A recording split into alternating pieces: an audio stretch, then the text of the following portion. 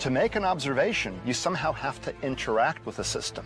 For example, you have to shine light on it, which then bounces off and you observe the light. That's how we can tell that a baseball is here or there. We bounce light off of it. Well, for macroscopic particles, that doesn't disturb them very much.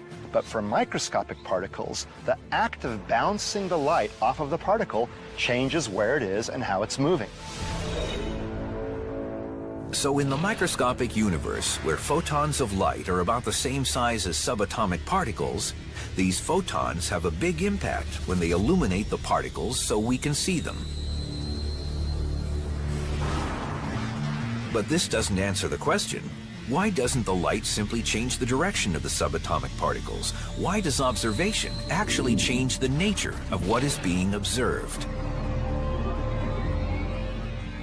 The short answer is we don't know. This is the fundamental mystery of quantum mechanics, the reason why quantum mechanics is difficult. Mysteriously, when we look at things, we see particles. Then when we're not looking, things are waves. This is something we scientists have argued passionately about now for almost 100 years, and there's still no consensus. When they were first released a century ago, these test results were enough to unsettle the brightest mind in science. Einstein said, "I don't believe in quantum physics because I believe the moon is there even when I'm not looking at it." Einstein was, of course, referring to the implications of the theory that the moon really isn't anywhere until it's observed. However, the double hole experiment's mind-boggling conclusions don't end there.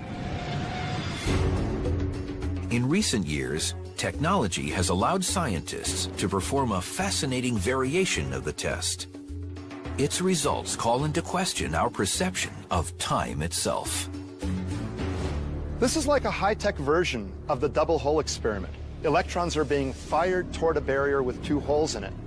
But the scientists can delay their decision about whether to observe the electrons until after they've passed through the holes, but before they hit the screen.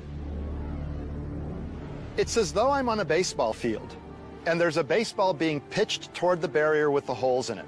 But my eyes are closed, so it goes through, and it behaves like a wave, but then at the last second before it hits the screen, I open my eyes and decide to observe it.